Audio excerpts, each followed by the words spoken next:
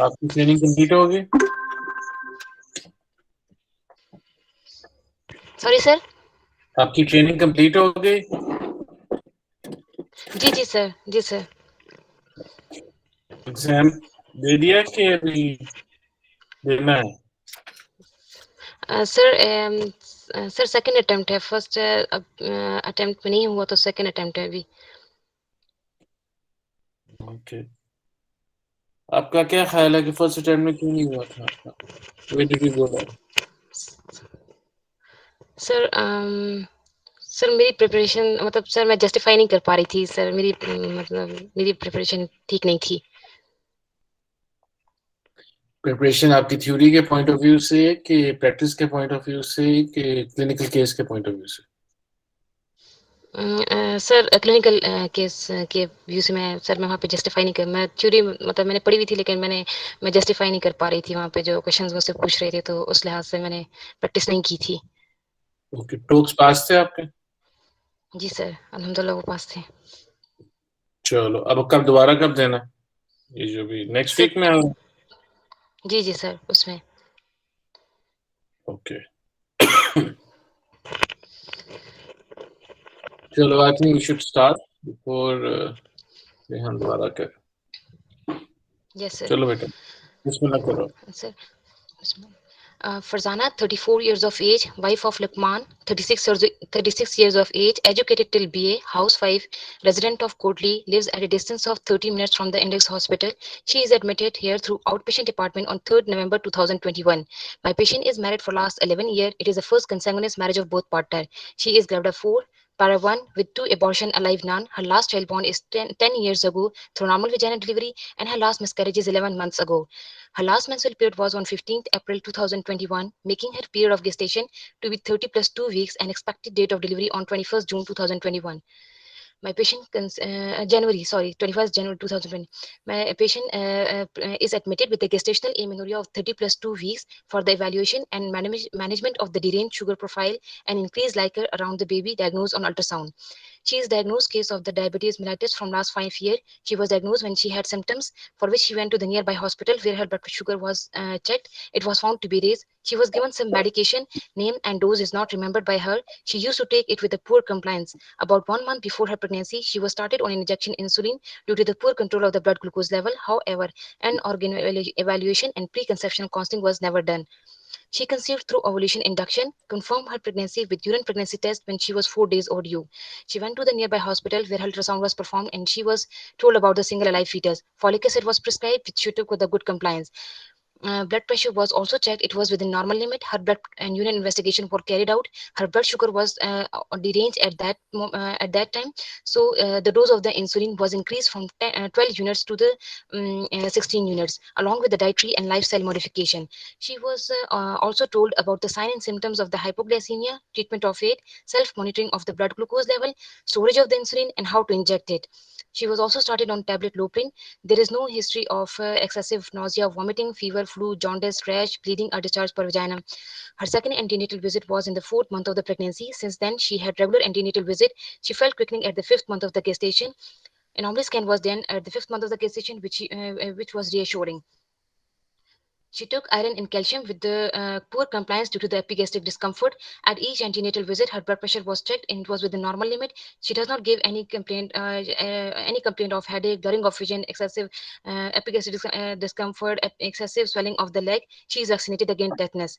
She complained of easy fatigability, not associated with shortness of breath. She has normal appetite with good intake of fruits, vegetable, but poor intake of meat. She does not give any history of pica, perianal itching, worm infestation, fever with chills and rigor, bruises, epistaxis, evening fever with evening rise of temperature are in contact with tuberculosis. She does not give any history of hematuria or bleeding per rectum. About 5 days ago, during the routine antenatal visit, her blood sugar level was checked. It was raised, so she was admitted here. During her admission, her ultrasound was performed. She was told about the increased liquor around the baby. However, she denies any complaint of increased abdominal growth, nausea, vomiting, constipation, urinary retention, swelling, or varicosities of the leg. Now, since admission, her blood pressure being checked twice a day, sugar profile 6 times a day. Further plan has not been discussed with my patient. Regarding her obstetrical profile, her first pregnancy was 10 years ago, conceived spontaneously, confirmed her pregnancy with urine pregnancy test, remained unbooked throughout the pregnancy, she had preterm pre-labor rupture of the membrane at 7 months of the gestation, followed by the spontaneous vaginal delivery at home by Dai. According to her, the baby was healthy, but the exact weight is not remembered by her, and the baby had until neonatal death due to some respiratory problem, but the baby was not evaluated by the pediatrician or a doctor or any other doctor. So her second and third pregnancy ended up in first trimester miscarriages at second and third month respectively. She confirmed her pregnancy with urine pregnancy test, but had no antenatal checkup. She had vaginal bleeding followed by the spontaneous expulsion of the fetus. There is no history of the fever, headache, epigastric discomfort, excessive thirst, urination, no history of the heat or cool intolerance, photosensitivity rash, and the product of the conceptus was never evaluated or sent for the histopathology. Regarding her gynecological history, she had menarche at the age of the 12th year. She had regular cycle, average flow, no history of the dysmenorrhea, dyspnea, intermenstrual or postcoital bleeding. The couple never practiced any contraception. Pap smear was never taken. Her past medical history is other than diabetes is not significant for any chronic illness. Her surgical history is not significant. Regarding her family history, her father is diabetic. She has normal sleep, appetite, and bowel habit. She is non-smoker, not addicted to any illicit drug. Her husband is labor. She lives in a rented house, and daily requirements are met with difficulty. On examination, a young lady sitting comfortably on bed, well oriented in time, place, and person, with a weight of 68 kilogram and height of 164 centimeter, making BMI of 27 kilogram per meter square, and vitals of blood pressure 120 by 80 millimeter of mercury, pulse 82 beats per minute. She is afebrile, respiratory rate is 18 per minute. She is not. She is pale. However, there is no clubbing, cholenuria, jaundice seen. Oral hygiene is satisfactory. Thyroid is not enlarged. Axillary and all accessible lymph nodes are not enlarged, and breast examination is normal with bilateral breast normal looking with normal looking areola nipple complex, no lump palpable in any quadrant. Regarding her respiratory examination, she has normal vesicular breathing with no added sound, and cardiovascular examination, she has normal first and second heart sound with no added sound, and the apex beat is palpable in the fifth intercostal space. On the abdominal examination, a protuberant abdomen moving with aspiration, no visible scar mark pulsation, hernial orifices hernial orifices are intact. On superficial palpation, abdomen is soft, non-tender. On deep palpation, symphysiofundal height is 34 centimeter. Longitudinal lichens seems slightly increased. Estimated fetal weight is 1 to 1.5 kilogram. Sir मैं इसमें वो बताना भूल गई, there is no period ancestral oedema examination में. Okay.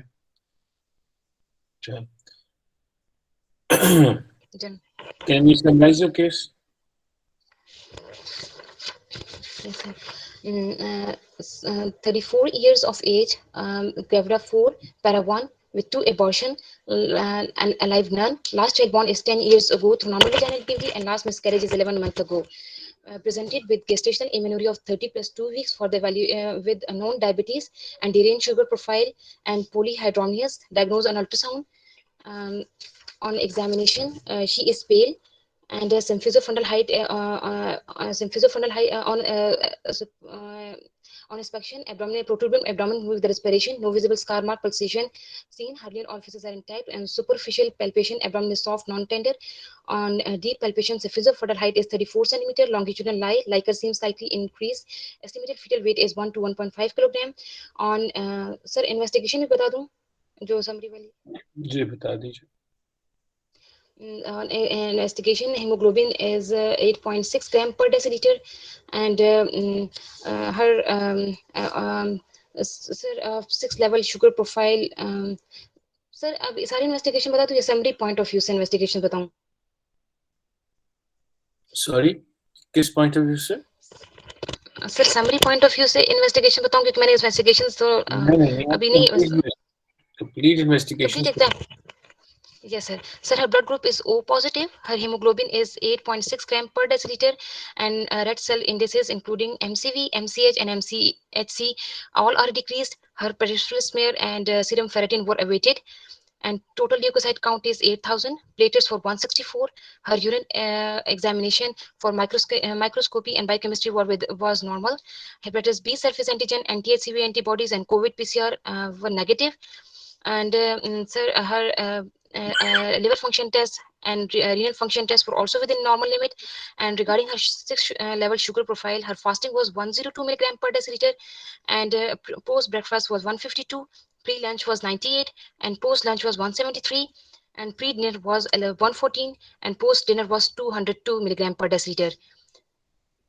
Sir liver function test and renal function test were normal, और sir dating scan और anomaly scan उससे मिसप्लेस हुआ था, और रीसेंट स्कैन उसके पास था जिसमें BPT was 81 Yeah. Millimetre brownish. Scan हम बाद में यस सर. discuss करेंगे. Yes sir. We will discuss the scan later on. चलो, starting with the investigation. इसके अलावा कोई और टेस्ट कराओगे आप? Would you like to do something else or this is okay? Sir, fundoscopy for the as my patient is non-diabetic from last 5 years. You want to do fundoscopy? Why do you want to do fundoscopy? Sir, because my patient is non-diabetic, according to her, she is diabetic from last 5 years, but maybe she is she is diagnosed late, as her strong family history suggestive of that she may be having diabetes from many years ago before she was diagnosed. So what kind of findings do you looking for in fundoscopy in such patients? Sir, there will be there will be there will be proliferative changes, and the proliferative changes in the retina. There will be new vascularization, wet retina, and papilledema. And how will that change your management of this pregnancy with the fundoscopy? Let's suppose your findings are there.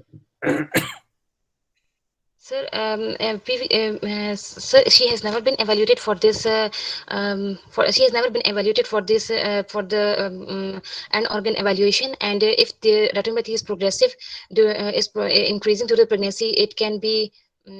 It can, although it cannot change my management during, but. Sir, we can if we can have a baseline investigation regarding the fundoscopy, if it is whether it is deteriorating or progressive or not progressive. नहीं, what does that mean? कि आपने कराई और let's suppose आपको fundoscopy में Sir, if the sugar level are deranged, if the sugar level are deranged, there is sugar more level तो chances आपके that सामने है.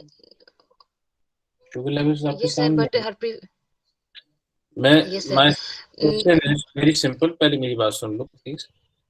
कि जी let's सर, जी suppose सर. अगर ये fundoscopy में आपकी changes नजर आ जाते हैं, how will that make your management of this baby and this pregnancy different? आप कोई भी इन्वेस्टिगेशन किसी रीजन से करते हो ना कि जी ये होगा तो फिर हम ये जी करेंगे, सर. ये नहीं होगा हम ये करेंगे. मैं तो सिर्फ पूछ रहा हूँ कि जी let's सर. suppose अगर चेंजेस आती हैं तो फिर आप क्या करोगे, अगर चेंजेस नहीं आती फिर आप क्या करोगे? Would that not make any Sir, kind of difference? sir, then in collaboration with ophthalmologist, she can sir उसकी लेजर ट्रीटमेंट भी हो सकती है अगर प्रोग्रेसिवली वो डिटेरिएट हो रही है उसकी कंडीशन जो रेटिनोपैथी की. आपके सारे रेटिनोपैथी की अगर हो रही है तो आप उसको लेजर के लिए भिजवा दो. नहीं सर, अगर उसकी प्रोग्रेसिवली डिटेरिएशन हो रही है और कंडीशन उसकी How do you examine कि उसको progressively change हो रहा है कि नहीं हो रहा? Sir first of all we should have a baseline investigation. Baseline कर दी, उसमें चेंजेस आ गई. Okay, now what will we do? Yes sir. That's I will manage her in collaboration with the ophthalmologist. क्या कोलैबोरेट करोगे आप उनसे? Sir, I will sir, I will take her and sir, I will take the review of the ophthalmologist that her baseline is that this is showing there's the Yeah. sir that there are changes in the retinopathy, and sir वो फिर उसकी sir and then अच्छा, कोई और test करोगे आप? Let's forget about this one. Let's yes sir. move on. कोई और इन्वेस्टिगेशन की would you like to do something else?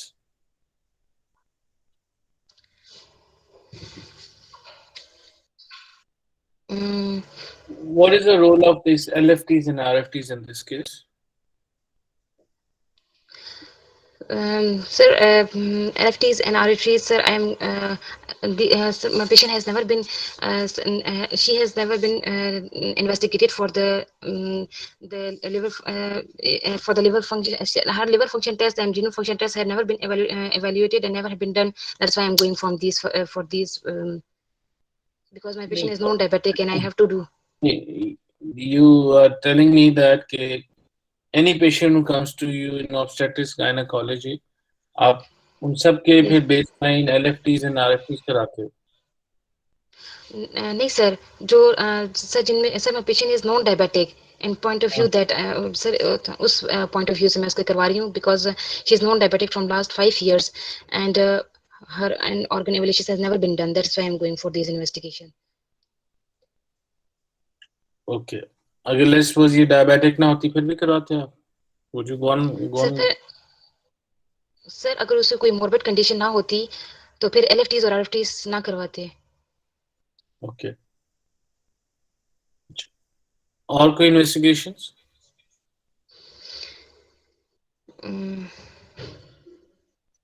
नहीं sir. Do you think there is any role of HbA1c in this case? Sir, my patient, although HbA1c can tell us about the prognosis and the risk of the complication, but it has more role in the first trimester. You would not like to have it at the moment? Yes, sir. I'm आप not नहीं going for it कराओगे आप? right now. No, sir. What do you think control has been up till now? Is it good? Is it bad? Or it's normal? No, sir. It is, sir. It seems that she has poor control of the blood sugar level. It seems like वो आप किस तरह कह रहे हो? Sir, because she has developed complication like she has developed complication of the polyhydramnios, which is most probably because of the deranged sugar profile. Okay. What are other causes for polyhydramnios? Could be possible causes. The other causes can be because of the anomalies in the fetus, which my patient, according to my patient, her anomaly scan was reassuring. There is no gross congenital anomaly seen in the patient. And the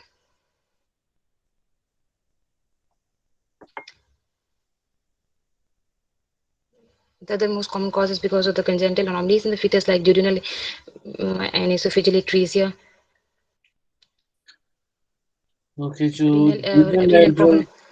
जो आपने कहा duodenal atresia जो होता है, how do you identify that on ultrasound? So that is diagnosed because the swallowing reflex, because sir, that is diagnosed on the ultrasound because of the double bubble sign. Double bubble sign. What is double bubble sign? Sir, there will be bubble sign seen in the duodenal cap as well as in the stomach. So what does that show? That shows that, sir, and there is some obstruction in the duodenal region. Okay. And 50% of the cases are polyhydramnios are idiopathic. Okay, good. So फिर उसको देखने के लिए कि ये idiopathic है या कुछ और है, कोई और investigation करेंगे हम कि we रोके ना?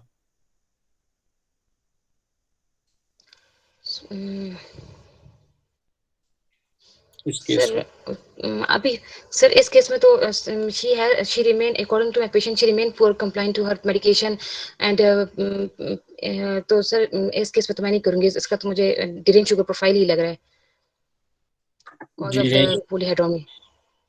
So the blood sugar deranged profile is the cause of polyhydramnios. Yes, sir. Sir, I can ask for about sir. I can ask for HbA1c of the first trimester in order to. उसका हुआ था? I don't think so. She had that. Yes, sir. Yes, sir. हुआ था उसका था इसका 8.1 था इसका फर्स्ट ट्राइमेस्टर में इसको हुआ था. So जिसका 8.1 हो HbA1c फर्स्ट trimester उस पेशेंट में क्या होने के possibilities राइज हो जाते? सर इसका इसका फर्स्ट ट्राइमेस्टर में नहीं हुआ था। इसके पास रिपोर्ट थी लेकिन फर्स्ट ट्राइमेस्टर की नहीं थी, इसका बीच में हुआ था। ये मुझे एग्जैक्टली याद नहीं कि फर्स्ट ट्राइमेस्टर लेकिन थी इसके पास रिपोर्ट एक है। लेकिन लेट्स सर अगर HbA1c रेज हो तो फिर फर्स्ट ट्राइमेस्टर में तो फिर let's suppose, there is a हाँ, yes sir yes sir if there is a raised HbA1c in the first trimester, she has more risk of the miscarriage, congenital anomalies, developing of the complication like polyhydramnios, macrosomia. Hmm,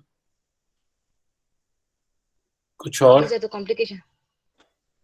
anything else uh, जो first semester में अगर हो तो उसका incidence बढ़ जाता है?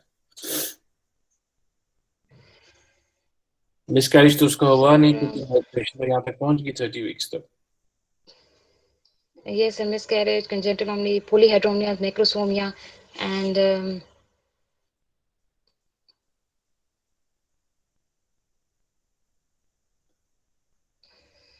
कोई और एनॉमलीज बेटा? sir sir anomalies तो सर उसकी sir most the anomalies include the cardiovascular anomalies, central nervous system anomalies, and skeletal abnormalities, anomalies in the fetus. उन सबको किस तरह इवेल्युएट करोगे आप? Sir anomaly scans से sir I can इस स्टेज पे किस तरह because करोगे? sir at the anomaly scan has for that anomaly scan is to be done at the 20 to 24 weeks in order to which in order to look for the any gross congenital anomaly and the four chamber view of the fetal heart. And sir ये fetal अगर fetal echo तो sir नहीं indicated होगी क्योंकि previous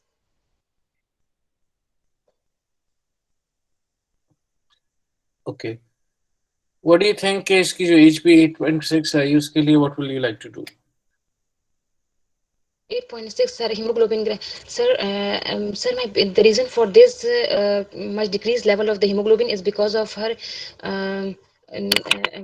poor in complying to the iron and iron prophylaxis. Sir because of the epigastric discomfort she was not able to take it, so I will counsel her that she either she should take it in between the meal, and I will sorry, I will advise her to take in between the meals, and also if she can take it with the orange or lime juice, it will increase her absorption. You think कि जी she has iron deficiency anaemia? Yes, sir, because her MCV, MCH, and MCC all are decreased, although her peripheral smear and serum ferritin were awaited. And her history is इसके also अलावा suggestive of the iron deficiency anemia. Sir, history is also suggestive of the iron deficiency anemia because she has poor intake of the meat. Okay, अगर आपने iron deficiency anaemia diagnose करना है कोई और test कराओगे आप? Sir, sir, hematocrit will be decreased, and sir, RDW will be will be increased, and hematocrit will be decreased for iron deficiency anemia. अच्छा, और कुछ? What is Sir, the most common cause of iron deficiency anemia here, sir? sir, the most common cause of the iron deficiency anemia is because of the nutritional deficiency, And mm, followed by the continu- continuous blood loss because of the and किस sir patient में female है? will be because इस जी sir patient में sorry है?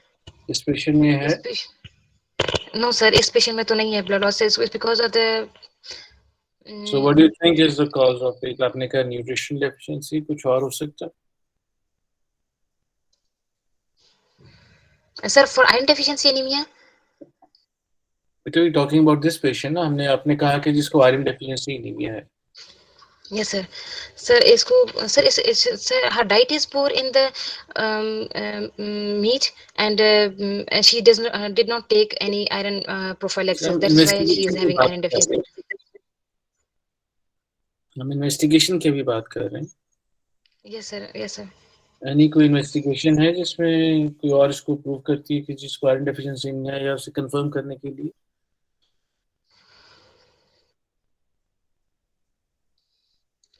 Okay, अब आगे चलते हैं नेक्स्ट क्वेश्चन पे, क्योंकि टाइम हो गया। मैनेजमेंट।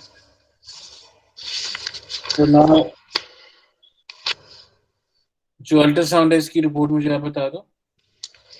सर इसकी अल्ट्रासाउंड पे sir by sir abdominal circumference was 252 millimeter and estimated fetal weight was 1 kilogram and AFI was 27 centimeter and placenta was posterior. Sorry, AFI was 27 7 centimetre. cent. Yes sir. तो ये किस में आता है? Sir ये mild ये mild में आता है। माइल्ड की क्या रेंज यस होती सर है, मॉडरेट की क्या होती है, सीवियर की क्या होती है? Sir 27 to sorry 25 to 30 is for mild, 30 to 35 is for moderate and more than 35 centimeter is severe. जी आप प्लीज दोबारा बताओगे, क्या कहा आपने? Sir 25 to 30 it is mild, 30 to 35 is moderate and more than 35 is severe. Normal क्या होती है बेटा range? 8 to 20 5 to 25 centimeter. 5 to 25 is normal. आपने कहा 25 to 30 इज माइल्ड। आगे? 30 to 35 is moderate and more than 35 is severe. Okay, तो this one comes into mild. Yes sir. Okay, अच्छा, और जो बेबी के पैरामीटर्स हैं वो कितने वीक्स को डिनोट कर रहे हैं? Sir they corresponding to the gestation age 30 weeks तक. 30 वीक्स पे corresponding to gestation leave, so baby growth और सारा कुछ सारा ठीक होना चाहिए। Okay, then how will you manage this question now? Sir, first of all, I will consult my patient regarding the diagnosis that she is a high-risk pregnancy, gravid 4, para 1 with 2 abortion alive none at 30 plus 2 weeks of gestation with diabetes, moderate iron deficiency anemia, and polyhydramnios. I will tell her about the fetal-maternal implication associated with it, that she is at risk of the, recurrent UTIs, preterm labor, difficult vaginal delivery, postpartum hemorrhage, and the fetus is also at risk of macrosomia, stillbirth, premature delivery, NICU admission. Sir, my aim of the management is to control her blood sugar level such that her fasting remain below 95 milligram per deciliter and 1 hour post meal below 140 milligram per deciliter, and also to convert her moderate anemia to mild anemia. I will involve a multidisciplinary team having dietitian, endocrinologist, and I myself as an obstetrician. She should I will counsel her that she should do her diet modification such that her caloric intake should remain between 1500 to 1800 kilocalories. I will give her diet chart consisting of 3 main meal and 3 snacks, and I will also advise her to do 30-minute exercise. I will monitor her blood sugar level during the admission, and adjust her insulin according to that. What kind of exercise And would you like to offer her? sorry sir. What kind of exercise would you like to the patient क्या किए करें? 30 minutes. Sir, Sir, I will tell her that she should do a walk for dividing into 30 minutes should be divided into 15 minutes for 15 minutes after every meal she should do walk for at least 15 minutes. मील आपने कितने दिए हैं उसे? 3 main meals, sir. So after every meal she needs to walk for how long? Sir, for divided into 2 parts, sir. Exercise is divided into, sir, 30 minutes exercise should be divided into 2 parts. 15 minutes, sir. 15 minutes after a meal, or at least 2 times a day. बेटा मील तो वो 3 ले रही है ना, तो फिर Yes, sir. At least 2 times a day. 15 minutes after the meal for at least 2 times a day. मील 3 ले रही है लेकिन 2 टाइम वो किसी भी मील के 2 करेगी, थर्ड टाइम की जरूरत नहीं है। थर्ड सर मील कर की सकती जरूरत है, नहीं लेकिन एटलीस्ट उसको मैं कहूंगी सर कर सकती है, लेकिन एटलीस्ट उसको मैं बोलूंगी सर कि 30 है। मिनट्स रूटीनली वो कितना वॉक कर सकती? सर आपके सामने है, you said कि my patient is lethargic, fatigued है, so do you think she will yes be sir able to walk? yes sir, she has fatigability but it is not associated with any shortness of breath and she can walk. और sir उसका How much can she walk? Can she go up and down the stairs? पूछा था आपने उससे? Sir ये पूछा था sir, उसको शॉर्टनेस ऑफ ब्रेथ नहीं थी, चलने में भी उसको शॉर्ट, मैंने उसे हॉस्पिटल का पूछा था कि मतलब थोड़ा हॉस्पिटल स्टेज थोड़ी सी वो थी, आप स्टेज वार्ड ऊपर था, तो मैंने कहा था कि आप यहाँ पे चढ़ के आपका सांस पूरा था, कहती इतना तो मेरा फूलता है, क्योंकि इतना तो हर किसी का फूल जाता है, लेकिन ऐसा नहीं है कि मैं काम करूँ, घर का काम करूँ तो मेरा सांस फूलता है, घर के काम करने से नहीं फूलता। ओके, चलो आगे चलें, फिर आगे हम मैनेजमेंट किस तरह जाएंगे? Sir, then in order to correct her anemia, I will counsel her that she should take iron with meal or with orange lime juice, as she cannot tolerate it empty stomach. Sir, if everything is remains stable, I will discharge her. Will call her for follow-up on weekly basis. On every visit, I will ask her sign and symptoms of the hypoglycemia. Will review her sugar monitoring क्या chart at आपने home. उसके घर भिजवा दिया उसे, और उसकी जो है Sir, वो stabilize. Yes, yes, sir. नहीं, आपने तो उसको काउंसिल करके now you send the patient home. Okay, Yes, that's good. sir. 1 week के बाद वापस आते हैं, फिर Yes, क्या sir. कर दिया? Sir, sir, I will ask her about the sign and symptoms of the hypoglycemia, and will ask her about the sugar monitoring chart which she has done at home. Will examine her and will repeat her investigation, and will कौन also सी do the investigation, कौन सी investigation repeat करोगे? sir. Then I will repeat as. Sir, after 1 week, as sir, I will do her sugar profile, sir, blood sugar level check करूँगी मैं इसका। You will keep her admitted again and then do the नहीं नहीं sir, admit नहीं करूंगी sir, अगर blood sugar level as I have random taught her check how to करोगे, random check admit if there करोगे। is admit if the sugar profile is still deranged, if there is any some subjective complaint of decreased fetal movement, there is a pain abdomen sir, so कोई भी complication develop होती है fetal की or maternal, then I will admit her, or if there is deranged sugar profile, she is not able to control at home, then I will admit her. दोबारा आपकी जो है वो जो प्रोफाइल थी वो डिरेंज होगी, फिर आप क्या करोगे? Sir, then I will readmit her. I will ask her about the diet compliance. I तो will. लास्ट टाइम आपने भिजवाया था, you send her home a week Yes, sir. Earlier, उसकी जो ये ब्लड शुगर प्रोफाइल थी, was that normal? Yes, sir.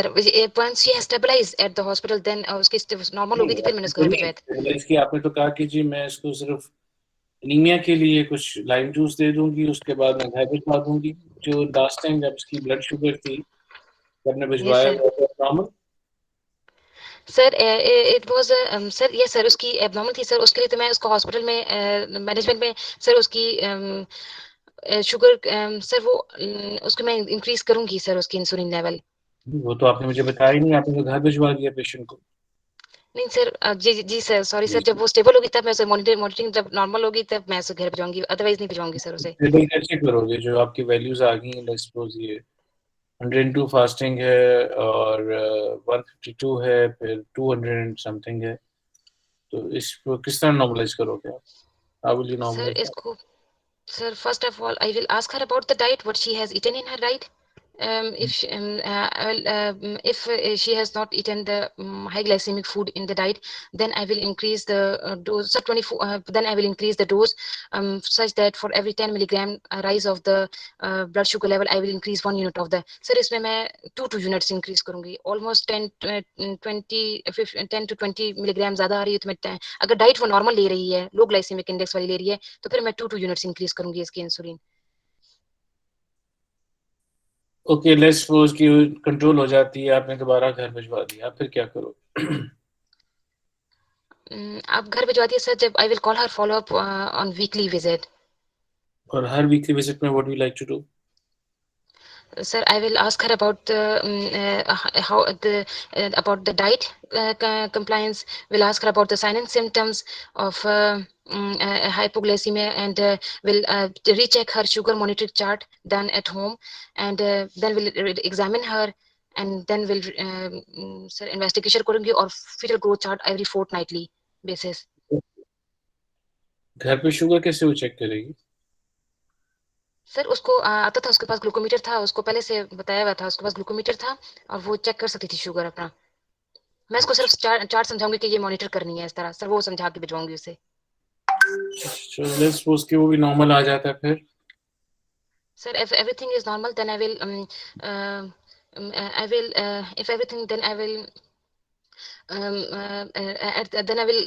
prolong her pregnancy at 36 completed week. I will discuss her with the mode of अभी the 36 तो हुई नहीं, अभी 33 weeks हुए और वो लेबर में चली जाती.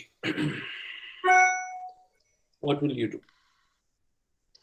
sir 33 weeks पे सर वो लेबर में चली जाती है तो sir I will admit her.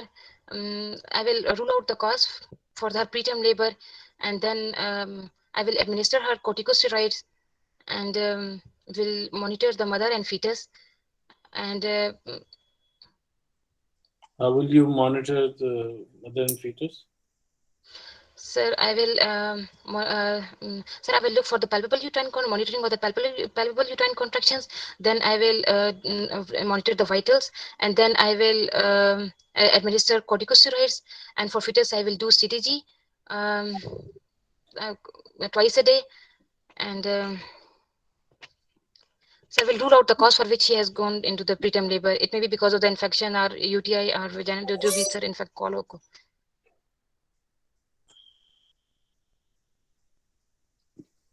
और Okay, शुगर चलो. मॉनिटरिंग. बेल बज गई. अब बताओ कैसा हुआ आपका वाइवा? सर अच्छा नहीं हुआ. क्या चीज अच्छी नहीं हुई?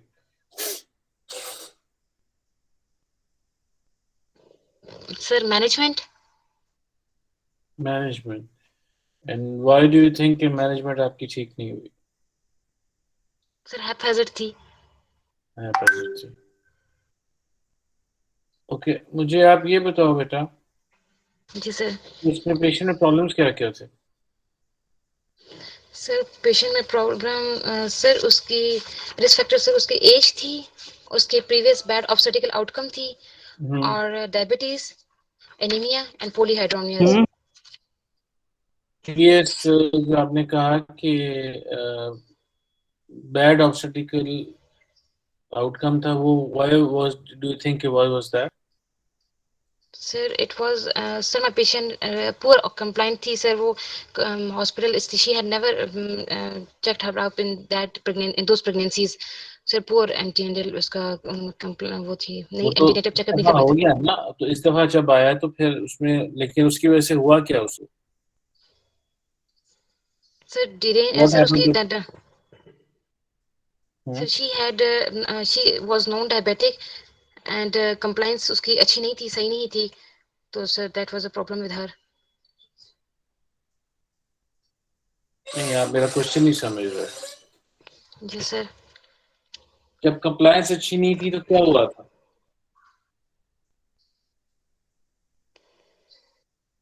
What happened? उसको प्रॉब्लम क्या हुई ड्यूरिंग प्रेगनेंसी में finally? Sir she had miscarriage, and she had miscarriages तो अर्ली में हो गए. दूसरी जो प्रेगनेंसी गई थी उसकी 7 मंथ तक, उसमें क्या हुआ था? इसमें sir pre term pre labour सब प्री प्रॉम हो गया था उसको. Why do you think she had pre-prom? Sir she What are the causes of pre-prom?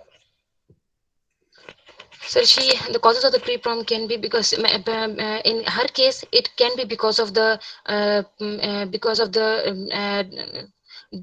polyhydramnias, because she was diabetic, and and she did not check her up, and it may be because of the polyhydramnias, and it urinary तो and it may be. जिसको एक pregnancy में pre-prom हो, what is the incidence of having pre-prom in the next pregnancy?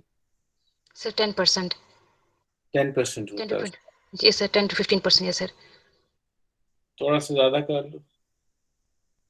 उसके लिए आपने क्या किया प्रेगनेंसी? सर उसका सर क्योंकि वो कह रही थी कि बेबी का वेट भी ज्यादा लग रहा था उसको, तो सर सर उसकी शुगर प्रोफाइल लगता है कि यस सर. इस प्रेगनेंसी में आपने उसके लिए क्या प्रिकॉशंस लिए? सर सर उसको आई हैव सर उसकी ब्लड शुगर लेवल कंट्रोल की, उसको प्रिवेंशन ऑफ द कॉम्प्लिकेशन से बचाया। अच्छा, और सर उसकी कंप्लायंस फॉर द रेगुलर, जिसकी प्रेगनेंसी के अंदर प्रीवियस हिस्ट्री के अंदर 2 मिसकैरेजेस पहले हुई, आई डोंट नो कि उसके बाद डीएनसी हुई थी कि नहीं हुई थी। नहीं सर, वो होम घर में ही उसकी एक्सपल्शन हो गई थी, हॉस्पिटल नहीं आई थी। ओके, जिसकी 2 इस तरह डीएनसी सॉरी मिसकैरेजेस हुई हो और आप इस स्टेज पे आ जाए तो उसमें और क्या एक फैक्टर आ जाता है जिसको हमें देखना है, क्योंकि A5 तो उसका इतना ज्यादा नहीं है, 27 तो is not the one which should be going into pre-prop. Sir वो उसकी फर्स्ट ट्राइमेस्टर मिसकैरेजेस थी सर। अगर सेकंड ट्राइमेस्टर मिसकैरेजेस होती तो फिर सर्वाइकल लेंथ का रोल आ जाता कि सर्वाइकल लेंथ हम करते हैं हिस्ट्री पे, लेकिन Do सर you उसकी फर्स्ट think ट्राइमेस्टर में। do you think there is a role of looking at the cervical length at this stage अब आपके पास 30 वीक्स पे आई? Yes, sir. If the at the cervical length at 30 week is less than 1.5 centimeter, there is आपने क्या है? 50% chances of the going. If there is 50% chances of going into preterm labor. और अगर वो हो तो फिर लेस 1.5 आ जाती है, तो फिर आप क्या करते हो? सर उसको सर उसको सर उसको कोई साइकोलॉजिकल सपोर्ट और sir How will a monitor psychological कर दे। support, can a psychological support prevent preterm labor? ये बताओ। Sir sir that she can go वो तो into the आपकी preterm labor. Psychological There is support तो मेरा ख्याल है, आई एम श्योर कि आपसे मुझसे जो डाइट डिलीवर करती है उनसे बेहतर करती है, साइकोलॉजिकल सपोर्ट दे सकती है ना, मुझको सर उसमें जो शी नहीं सर उसको कहेंगे कि she there is a 50% chances of the going into the preterm labour, ये तरह साइकोलॉज काउंसिल करेंगे so that she should avoid any. have you ever heard about the terminology of rescue cerclage?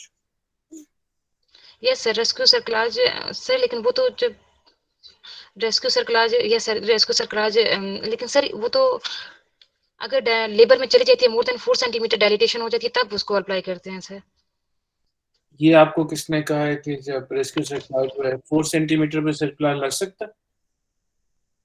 No sir, 4 centimetre the labour active labour में चली गई। Yes sir, sorry sir, sir labour में। Yes sir, वो तो active level में चली जाएगी yes forces sir, वो तो एक्टिव लेबर में। Yes sir, sorry sir, sir yes उसमें सर, कैसे टेस्ट लगाएंगे?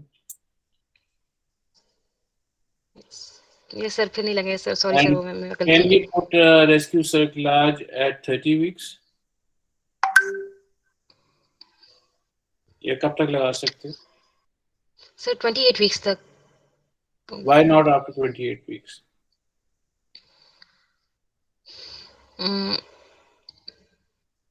Because sir, after the 28 week, the fetal, if the neonatal NICU facility is available, the survival chances of the आपके survival of the baby is more. आपके जो baby हैं आपके Islamabad polyclinic में कितने वीक के बेबी जो हैं आराम से survive? Sir after 34 week, 32 34 weeks के बाद बेबी सर्वाइवल। तो 30 वीक्स के ऊपर 1.5 सेंटीमीटर की उसकी आ जाती है, या इवन 2 सेंटीमीटर की लेंथ आ जाती है, तो फिर क्या आप लगाएंगे कि नहीं लगाएंगे?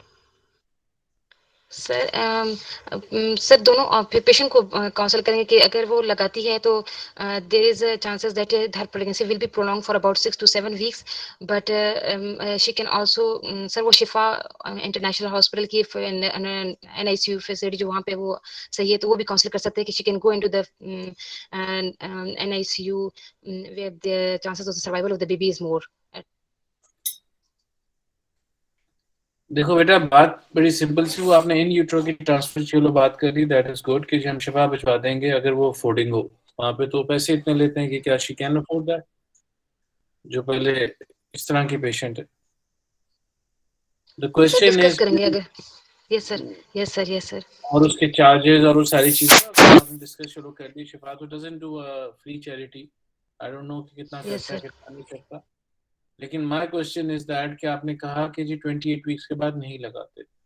28 वीक्स के बाद हाँ उस जगह नहीं लगाते जहाँ पे उनकी वायबिलिटी और सेवियर ऑफ द बेबी या survival of the baby is there, so that is fine. हमारे सेटअप के Yes, अंदर sir. अगर आप 30 में भी लगा देते हो और वो आपको 2 या 3 हफ्ते या 4 हफ्ते तक भी गुजार देते हैं टाइम, तो आई Yes, sir. Understand survival, I understand very simply कि जी हमारे लेट्स सपोज सेटअप्स के अंदर 30 वीक्स में और 34 वीक्स में ज़मीन आसमान का डिफरेंस है। और एक पेशेंट जो जिसकी पहले भी अर्ली न्यूरो डेथ हुई है और वो आके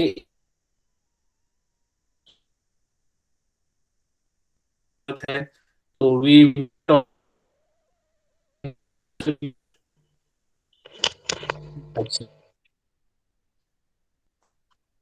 Yes, sir. बचपन में मिलती है फार्मेसीज में, नहीं होगा तो कम से कम हम इसको पेस्टिस रूट डाल के we can wait it out and let's see how things work. मैंने इवन रेस्क्यू सर क्लास जो है वो 32 वीक्स तक जरूर कि हमारी न्यूट्रल फैसिलिटीज हैं कि नॉर्मली जरूरत पड़ती नहीं लगाते, लेकिन वो वेरी करेगा आप जहाँ पे काम करके आपके सर्वाइवल ऑफ द बेबी की नर्सरी की नीड कैसी बैठे हो, जहाँ पे 28 वीक बेबी बच जाता है बड़े आराम से, कोई उनको ऐसा इशू नहीं होता, फिर आप of course you will not put in a survival crotch at the 32 या 30 या what on onwards with that. लेकिन I don't know any facility in Pakistan जहाँ पे वो 28 वीकर्स बेबीज को काइंड ऑफ सेव करने में, जिससे कि जी हाँ जी हमारे 80% या 90% बेबीज सेव हो जाते हैं एट दिस स्टेज। दूसरा, देखो एक बात की आपको मैं बता दूं, 2-3 चीजें हैं जो आपकी 110% हर केस में आपकी आएंगी। ये मैं आपको बता दूं, अगर 100 नहीं है तो कम से कम 90% जरूर आएगी, और उसमें अनीमिया एक टॉप ऑफ द लिस्ट में है from obstetrical point of view से। और अगर आपकी प्रिपरेशन फॉर एनीमिया सिर्फ फेरेटिन और एमसीवी करा के खत्म हो जाती है, that does not work very well बेटा। उसमें टोटल आयरन बाइंडिंग कैपेसिटी का रोल, उसमें अगर जरूरत पड़ते हैं तो even stool to rule out ova and cyst of worm infestation, उस सारी की सारी चीजें तो आपके फिंगर टिप्स होनी चाहिए जो आपने जरूर करवानी। तीसरा, आप हर दफा इम्तिहान में जाके कहते हो कि जी डायबिटिक आ जाएगा तो हम उसकी फंडोस्कोपी करेंगे। You need to have very very clear plan कि अगर फंडोस्कोपी करते हैं और उसमें ये चेंजेस आती हैं तो हमने अगला स्टेप क्या लेना, किसके साथ मिलकर करना है, अभी करना है, डिलीवरी के बाद करना है, कब करना है। It all will depend upon your patient condition and see. अगर पेशेंट को ऐसी चीज में है कि जहाँ उसकी फॉरेन डिलीवरी या इस तरह से होगी, तो उसमें किस किस को इन्वॉल्व करना है, फिजिशियन को करना है, डायबिटोलॉजिस्ट को करना है, अपने ऑप्थेल्मोलॉजी को करना है, और इन व्यू ऑफ दैट और कौन से ऐसे ऑर्गन्स हैं जिनको आपने रिव्यू करके उनकी बेसलाइन इन्वेस्टिगेशंस लेनी है। अगर लेट्स सपोज रेटिनोपैथी आप देखते हो, उस फंडोस्कोपी सॉरी करते हो और हर चीज नॉर्मल है क्या, और उसके बाद उसका यूरिन भी अगर क्लियर आ जाता है, और आई थिंक आपने यूरिन कराया भी नहीं इस पेशेंट का, हाँ नहीं कराया, मेरे पास लिस्ट में नहीं लिखा हुआ। अगर उसका नहीं सर, यूरिन नॉर्मल था, करवाया था। नहीं, आपने नहीं बोला बेटा, बोला होता तो मैं लिखा होता, या आप इतना तेज बोल रहे थे तो वो आई मिस दैट। अगर वो यूरिन भी उसका क्लियर है तो फिर आपको जस्टिफिकेशन देनी पड़ेगी कि फिर आप एलएफटीज और आरएफटीज क्यों करा रहे हैं। So it has to be tailor made for the patient as per requirement over that। ये नहीं कि हर किसी का कराओगे, और अगर कराओगे तो उसकी क्या जस्टिफिकेशन दोगे, अगर नहीं कराओगे वो एग्जामिनर आपसे पूछेगा तो उसकी फिर क्या जस्टिफिकेशन दोगे। तो these two things they go side by side and according to the patient needs and requirement। जो इसमें ऑफ कोर्स आपने जो पहले 7 मंथ वाला प्री टर्म लेबर हुआ, अर्ली न्यूनेटल डेथ हुई जो बड़ी इंपॉर्टेंट थी, वो I think you totally kind of missed it out and left it side, इसको आपने बिल्कुल घास ही नहीं डाला, और उसकी वजह से ही आगे हम सारी कॉम्प्लिकेशन में फंसते गए। तीसरा, एक ऐसा पेशेंट जिसको अभी रिसेंटली किसी ने इंसुलिन स्टार्ट की हो, आप उसको क्या मतलब ये रिव्यू करना चाहिए कि जी वो जो उसने सीसी खाई या क्लोमिफेन सिट्रेट ली फॉर फर्टिलिटी के लिए, वो क्या, वो तो मुझे समझ नहीं आ रही वो जस्टिफाइबल है कि नहीं। जिस डॉक्टर ने दी I think that was very very non professional at that point कि जी अभी तो जब उसकी blood sugar level is kind of fluctuating और आप उसको सीसी दे देते हो कि जी चलो कोई बात नहीं, तुमको और प्रेगनेंसी होगी तो हम देख लेंगे, उस पर आपका जरूर कमेंट कोई ना कोई होना चाहिए था, या थोड़ा सा एम्फेसिस होके कुछ ना कुछ उसके बारे में जरूर बताना चाहिए था कि वो, और that was the best time इस पेशेंट के लिए जहाँ पे इसकी प्री प्रेगनेंसी काउंसलिंग होनी चाहिए। और उसी प्री प्रेगनेंसी काउंसलिंग के अंदर, क्योंकि उसके 7 मंथ के अंदर जो ये मिसकैरेज सॉरी प्री टर्म हुआ है, उसके पॉइंट ऑफ व्यू से जो फर्स्ट ट्राइमेस्टर में उसकी न्यूक्लियर ट्रांसफ्यूजी करनी है, और फिर उसकी इंपॉर्टेंस ऑफ बाद में एको की, बाद में अगर उसका सॉरी एफ आई कह रहा हूँ HbA1c ज़्यादा है, और उसके सॉरी एको की एंड सारी जो हम उसकी मैनेजमेंट करते हैं वो कंट्रोल और ब्लड शुगर करने की, और आगे कौन सी इंसुलिन किस तरह लेनी है, और डाइट की, ये सारी चीज़ें तब करेंगी। अगर ये सपोज मेरे पास पेशेंट आता है या किसी डॉक्टर के पास पहले आता है, before giving her for any fertility treatment, she is married for now for how long? Sir, 11 years. अब वो दे अंदाजा लगा लो कि she is married for 11 years, कोई उसका लाइव बच्चा नहीं है। How precious that, of course every pregnancy is precious, लेकिन उसके पॉइंट ऑफ व्यू से वही दैट, एंड उसका उस स्टेज के ऊपर ही आपका सारा वर्कअप ऑफ अनीमिया, सारा कुछ ये पहले होना चाहिए, control of blood sugar level, then ये इसके सारे प्लान में होगा। और ये प्लान अगर हम तब नहीं कर सकते, इस बेबी के जो आउटकम या हम डिलीवरी करते, डिलीवरी के बाद ये सब चीज़ें इन प्लान होनी चाहिए थी कि जी कि आपकी नेक्स्ट प्रेगनेंसी से पहले ये स्टेप्स आप लोगे, ताकि आपकी अगली प्रेगनेंसी में चांसेस कम हो। तीसरा, लकीली जो AFI था इसका कोई ये माइल्ड में था, लेकिन ये याद रखना कि बेटा अगर कोई मॉडरेट और स्वेयर में आ जाता है, ऐसा पॉलीहाइड्रोमियाज आता है, तो फिर उसकी आगे अनोमलीज की वैल्यूएशन ज़्यादा डिटेल में करनी चाहिए। बेबी का हाइड्रॉप्स को ज़रूर देखना चाहिए, बेबी का अनीमिया के लिए मिडल सेरेब्रल आर्टरी को ज़रूर देखना चाहिए, एंड अगर वो स्वेयर में है तो फिर दैट इज़ अ टाइम जो हम रूटीनली नहीं करते, you need to talk about maybe doing an amniocentesis and talking about any chromosomal abnormalities जो associated है with all these problems. उनको you need to keep them on, क्योंकि जरूरी नहीं कि सारी chromosomal anomalies आपकी है, लेकिन जिस तरह आपने खुद ही कहा कि yes there is a good 50% chance कि it's an idiopathic, or maybe it is related to the diabetes which we so she's a patient of that, कि मे बी हम उसे कंट्रोल करेंगे, लेकिन अगर ये हम कंट्रोल भी कर लेते हैं और फिर AFI उसका कम नहीं हो रहा होता, ये आप जब उसका 2 वीकली स्कैन करके दोबारा से फॉलोअप पे आओगे, फिर हम अगर नहीं आता तो then you can always think about other chromosomes are rare things which can cause the this polyhydramnias.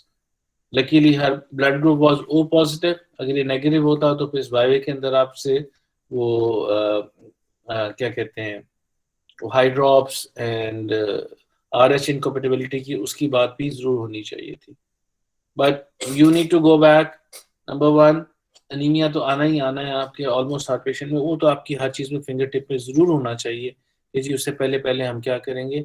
And worm infestation is one of the most common causes in Pakistan which can cause this kind of anaemia, क्योंकि उसको कोई menorrhagia कोई और चीज़ नहीं है। हाँ, ये जरूर कह सकते हो कि जी उसका 11 मंथ्स पहले मिसकैरेज हुआ है, तो may be during that miscarriage या एक्सपल्शन उसको हैवी ब्लीडिंग हुई हो, तो दैट इज वाई कि वो अभी तक रिकवर नहीं उसने किया, क्योंकि फौरन तो उसने कंसीव कर दिया और अगले में कंसीव करने में उसके बाद यहाँ कंडीशन आ गई। एंड ऑफ कोर्स जैसा मैंने कहा कि इसका वो सर्कलाज वो सारी बात करोगे, और ऑफ कोर्स इसको लेते जाते लेके आगे जाके इसकी डिलीवरी वैसे मैंने पूछा नहीं, वो किस तरह कराओगे? सपोज ये 38 पे पहुंच जाती। Sir, sir, if everything is normal, then I will deliver her. Sir, vaginal 38 completed weeks पे अगर blood pressure सब कुछ normal है तो फिर मैं से 39 completed weeks तक भी लेके जा सकती हूँ, लेकिन 38 completed weeks पे हम सर sweep and stretch करेंगे उसको। I don't think so कि she is a candidate जिसको जो married for 11 years है और जिसकी ब्लड शुगर इस तरह रही है और HbA1c on the higher side है, I will not like to take her on 39 weeks. 38 plus पे आप उसको you like kind of deliver it, and for delivery I suggest So Bishop, so we'll do the bishop, number one, and if the bishop is poor, we'll sit down with the patient to talk about her wishes कि जी वो induction labour करने के बाद deliver होना चाहती है या she opts for directly going for a C-section. शादी को 11 साल हो गए हैं, कोई लाइव बच्चा नहीं है, यहाँ डायबिटिक इस कंडीशन में आ गई है, so that you need to kind of figure it out. मैं तो उसको in lieu of that मैं उसका बिशप करूंगा. अगर बिशप उसका पुअर है तो I'll be more keen of doing her elective C-section with planned delivery with everything available.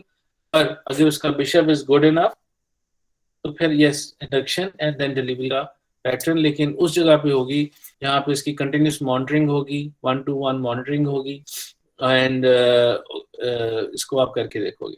उसमें अगला आ जाता है कि जी हमने पहली इंडक्शन की, बिशप थोड़ा सा इंक्रीज हो गया, अगला क्या सेकेंड इंडक्शन करोगे? यस, अगर पहली की है और सब कुछ ठीक है, कंटिन्यूस फीटल हार्ट रेट है और वो मॉनिटर ठीक हो रहा है, and I am so sorry I forgot that, most importantly उसका बिशप स्कोर के साथ बेबी का वेट और सीपीडी को रूल आउट भी करना है. अगर बेबी का वेट ही 3.8 क्योंकि डायबिटिक है वहां तक चला जाता है और 4 kg के आसपास है, फिर तो directly section is an option. अगर वो नॉर्मल वेट का है, 3.5 के करीब करीब है, बिशप अच्छा है, फिर आप इंडक्शन और उसकी बात करोगे कि एंड में आके क्या करोगे. लेकिन वो असेसमेंट आपकी एट द एंड जाके होगी, एक स्टेज पे नहीं होगी, वो सारी चीजें देखने के बाद. एनी क्वेश्चंस आप या कोई बात इसमें समझ ना आई? सर अस्सलाम वालेकुम सर.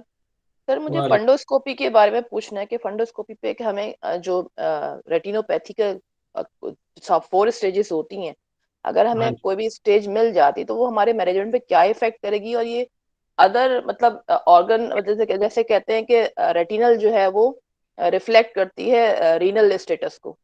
तो जी. सर ये जरा मुझे पूछना है कि इसका अगर हमें रेटिनोपैथी अगर हमें 4 स्टेज की मिल जाती, यानी कि अगर आखिरी ये स्टेज की आपको बड़ा सिंपल सा है, अगर रेटिनोपैथी आपको मिल जाती है, नंबर वन ऑफ कोर्स ये 30 वीक्स पे आप ऑप्थोमोलॉजिस्ट से जरूर ओपिनियन लोगे, एंड नंबर टू आप इसके जो रीनल फंक्शन टेस्ट हैं वो मैंडेटरी हो जाते हैं टू फाइंड आउट कि व्हाट द स्टेटस इज, और उसके अकॉर्डिंगली अगर जरूरत पड़ेगी तो ऑफ कोर्स फिर आपको नेफ्रोलॉजिस्ट की और वहां से ऑप्थोमोलॉजिस्ट की दोनों की ओपिनियन लेने के बाद देन यू मूव ऑन. और ऑन टॉप ऑफ इट उसमें ज्यादा इंपॉर्टेंट ये होती है कि फिर then that means she has been a diabetic for a very long time, which is more than about 5 to 10 years time, and अगर वो है तो फिर फ्यूचर में उसके लिए आगे जब डिस्चार्ज करेंगे तो उसका प्लान अकॉर्डिंग टू दैट वो बना के उसको देख के फिर आगे जाएंगे. ये वो केस नहीं जिसको आप करेंगे तो आप इंतजार करेंगे कि इसका 6 वीक्स के बाद हम जीटीटी कराएंगे और फिर फैसला करेंगे क्या करेंगे. And it is diagnosed because of that कि she is a overt diabetic, she is not a pregnancy induced diabetes, इसको नहीं gestation सर diabetes. इसके मोड ऑफ डिलीवरी पे तो इफेक्ट नहीं पड़ेगा, मतलब टर्मिनेशन तक तो हम नहीं लेके जाएंगे ना इसके, क्योंकि नहीं, blindness no no no unless I don't think so. हाँ, अगर उसकी रेटिनल डिटैचमेंट हो रही है या ऐसा कोई इशू हो रहा है then that is the reason जहाँ पे आप उसको लेबर में नहीं लेके जाते जिनकी हुई हो. That is the only reason कि जिनकी रेटिनल डिटैचमेंट हो उनको इंट्राओक्यूलर प्रेशर आपका रेज नहीं होना चाहिए, उसके लिए उसको आप ये लेबर में नहीं लेके जाते, उनका इलेक्टिव सेक्शन होता है. Other than that there is no indication of doing delivery right now or anything. The only indication is to control the blood sugar level जितना बेहतर. सर RFTs और LFTs करने हैं बेटा. RFTs LFTs देखो, it is again depending on कि आप उसको defend कैसे करते हो. From my point of view, anybody who is diabetic, let's suppose ये 5 years से है, उसकी तो मन जाती है इंडिकेशन, लेकिन RFTs LFTs करने से पहले उसका यूरिन कंप्लीट जरूर कराओ. अगर उसमें ही प्रोटीन्स आ रही हैं, उसमें ही लेस्पोस ग्लूकोज आ रही है, तो उसको अपने LFTs RFTs जरूर कराने चाहिए एज अ बेसलाइन, ताकि वी डू नो कि जी की एक थी क्या कहते हैं White's classification, I don't know किसी ने अभी पढ़ी है कि नहीं पढ़ी हुई. वो बताती है कि जी के क्लासिफाई करती है कि कितने अरसे के बाद कौन सा ऑर्गन कितना डैमेज होता है. नहीं है तो गो थ्रू दैट, वो आपको जस्टिफाई करने के लिए आसानी होता है. और ऐसा पेशेंट जिसको पहले पता ही नहीं कि डायबिटिक था कि नहीं था, जो जेस्टेशनल डायबिटीज वाले होते हैं, रूटीनली अगर उसका यूरिन कम क्लियर आता है, फंडोस्कोपी भी क्लियर आ जाती है, तो उसमें मुश्किल हो जाता है थोड़ा सा उसको रीजन के जी उसके फिर सबके करेंगे। Even in your government practice या वो जो हार्ट डायबिटिक के तो या जो जेस्टेशन डायबिटीज वाला है उसमें LFTs RFTs क्या हम कराते हैं? आई डोंट थिंक सो। हाँ, जिसका ओवर डायबिटिक है उसमें यस इट कैन। जो जेस्टेशन वाला निकल रहा है या कंफर्म है कि जेस्टेशन में पहले सारा कुछ ठीक था, उसमें मुश्किल हो जाता है थोड़ा उसको जस्टिफाई करने के लिए। सर मुझे मतलब मैं अपना कंफ्यूजन क्लियर करना चाह रही हूँ कि अगर उसको ब्लाइंडनेस का खतरा है, रेटिनल डिटैचमेंट का खतरा है, तो जो जी। लेजर थेरेपी होती है उसके लिए हमें टर्मिनेट करना जरूरी होता है? मैं ये पूछना चाह रही थी। I don't think so. वो ये that will come from the ophthalmologist कि जी आप इसको फौरन कराएं, वो करें, लेकिन मेरा नहीं ख्याल कि ड्यूरिंग प्रेगनेंसी लेजर ट्रीटमेंट किया जा सकता है if required. It is not contraindicated in pregnancy, I don't think सो। मुझे रीचेक कर लो, आप लोग भी कर लो, लेकिन मेरा नहीं ख्याल कि एट दैट स्टेज वो करे। लेकिन अगर किसी का हुआ है, लेजर हो गया, उसके बाद she will not be going into labour, ये बात आपने याद रखनी। She has to be delivered by a C section because of वो ये रेज और दोबारा उसके करने के लिए। Thank you sir. अस्सलाम वालेकुम सर बस एक क्वेश्चन करना था। जी बेटा, लास्ट वन है, फिर मैं ख्याल डॉक्टर शहनाज आती होंगी तो। जी सर बस मैं आपसे ये पूछना था कि हमारी बुक्स में जो लाइकर वॉल्यूम नॉर्मल लिखा है 5 से लेके 25 लिखा हुआ है हमारी बुक्स में, लेकिन वो सर जो अक्सर प्रोफेसर हैं सीनियर्स सिंगल वो कहते पॉकेट है, AFI है, किसकी बात कर रहे हो? सर AFI का लिखा हुआ है क्वांटिटी ना, नॉर्मल की रेंज, नॉर्मल की पॉकेट रेंज तो 2 सेंटीमीटर से 8 सेंटीमीटर लिखी हुई है EBM में, और AFI लिखा है 5 से 25। एक सेकंड बेटा, एक सेकंड, सॉरी मुझे नीड टू चेक दिस को। अब एक मिनट होल्ड करो।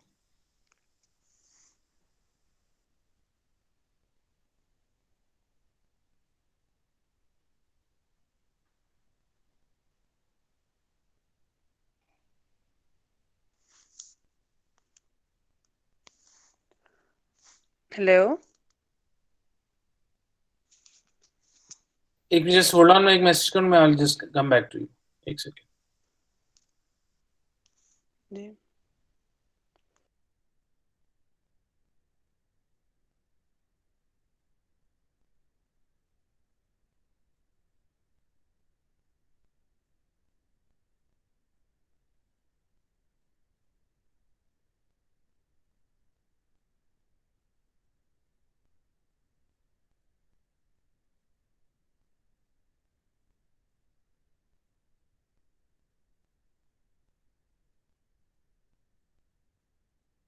जी सॉरी, आप क्या कह रहे थे? सर मैं ये कह रही थी कि सर हमारी बुक्स में जो AFI का रेंज लिखी है ना वो 5 से 25 लिखी हुई है, या जो मैक्सिमम वर्टिकल पॉकेट है वो लिखी हुई है 2 सेंटीमीटर से 8 सेंटीमीटर। तो सर जो सीनियर प्रोफेसर हैं अक्सर वो कहते हैं कि 25 इज टू मच, इतनी ज्यादा नहीं होती, यानी आपने जेस्टेशन डिपेंडेंट आपने AFI लेना होता है। अगर टर्म पे किसी का AFI यानी 3rd ट्राइमेस्टर में ये बहुत ज्यादा है या टर्म के करीब ये बहुत ज्यादा है, इसको हम पॉली में लेंगे, ये नॉर्मल नहीं है। एक दो सीनियर प्रोफेसर जिससे मैंने पूछा था तो वो ऐसे कह रहे थे। तो सर एग्जाम में तो ये बड़ी कंफ्यूजन हो जाती है कि AFI आपने नॉर्मल कितना लेना है। बेटा वेरी सिंपल है, जो इसकी मैंने पढ़ा हुआ है उसमें एक बड़ा जो अगर आप AFI के हिसाब से ले रहे हो 24 to 29 is mild, ji 30 to 34.9 is moderate and ji more than 35 is severe। अगर जी आप सिंगल डीपेस्ट पॉकेट लेते हो उसमें जी माइल्ड जो है वो 8 to 11.9 है, जी मॉडरेट जो है वो 12 to 15.9 है, और ठीक है, स्वेयर जो है मोर देन 16। ओके सर ठीक है। ये क्राइटेरिया जो है इंटरनेशनली रिकग्नाइज्ड बाय, अगर पूछें कहाँ से आपने पूछा है, this is all from the ये सोसाइटी है ऑफ अल्ट्रासाउंड की ठीक सोनोलॉजी, है ठीक है अमेरिकन सोसाइटी, जिसमें जी रिकमेंडेशन दी हुई है, इनको डिवाइडेड किया हुआ है ये माइल्ड, मॉडरेट और सीवियर के अंदर, सिंगल डी ठीक पॉकेट या ठीक है। इसमें अपना हम्म ए, या बोल दो कि आई थिंक दैट इज ठीक है जो सर, रिकमेंडेड। ठीक है, ठीक है sir, thank you so much sir. Okay okay बेटा, I think Thank you, doctor sir. शनाब है। Thank you, sir. ओके, और जो जो एग्जाम अगले वीक दे रहे हैं, good luck. Thank you, sir. Thank you, sir. Thank you. Thank you, sir.